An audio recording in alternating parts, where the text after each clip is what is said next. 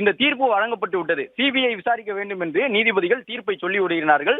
உடனடியாக தமிழ்நாடு அரசு சார்பில் ஆஜராகி இருக்கக்கூடிய மூத்த வழக்கறிஞர் அபிஷேக் சிங் மனுவை எழுந்து ஒரு கோரிக்கையினை முன்வைக்கின்றார். அபிஷேக் மனு சிங்வி என்ன கேட்கின்றார் என்றால், இந்த வழக்கிலே சிபிஐ விசாரணை வேண்டும் என்று கேட்டதாக இங்கே தாக்கல் செய்யப்பட்டிருந்த மனுக்கள் போலியானது.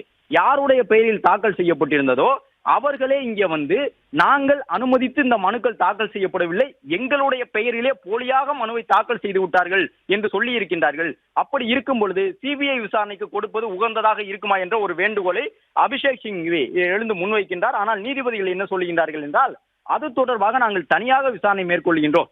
நீங்கள் சொல்லுகின்றீர்கள் நீதிமன்றத்தை ஏமாற்றி விட்டார்கள் என்று, அது குறித்து நாங்கள் தனியாக விசாரித்துக் கொள்கின்றோம், அந்த பிரச்சனை உரிய முறையில் விசாரிக்கப்படும் என்று உறுதியளிக்கின்றோம். ஆனால் தற்பொழுது சிபிஐக்கு மாற்றப்பட்டதுதான் என்பதை உயர்நீதிமன்றத்தினோடு அந்த உச்ச நீதிமன்றத்தினுடைய இரு நீதிபதிகள் அமர்வு திட்டவட்டமாக சொல்லி இருக்கின்றது.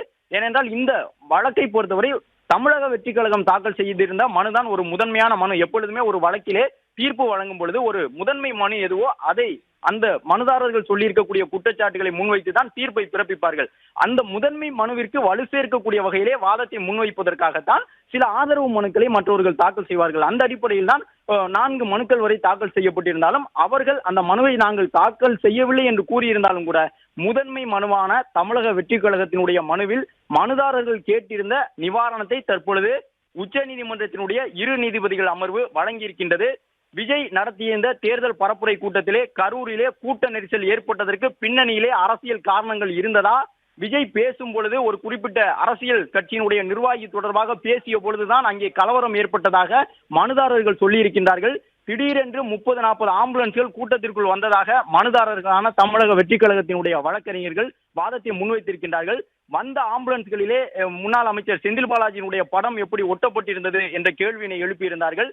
இது போன்ற கேள்விகளுக்கெல்லாம் சிபிஐ தற்பொழுது புலன் விசாரணை செய்து உரிய தீர்ப்பை வழங்க இருக்கின்றார்கள். அதன் அடிப்படையில் தான் அந்த விசாரணை சிபிஐ அமைப்பு விசாரிக்க இருக்கின்றது. விசாரித்த பிறகு அவர்கள் நீதிமன்றத்திலே தங்களுடைய விசாரணை அறிக்கையை தாக்கல் செய்வார்கள். அதன் அடிப்படையில் உச்ச நீதிமன்றம் அடுத்த கட்ட இறுதி தீர்ப்பினை பிறப்பிக்கும்.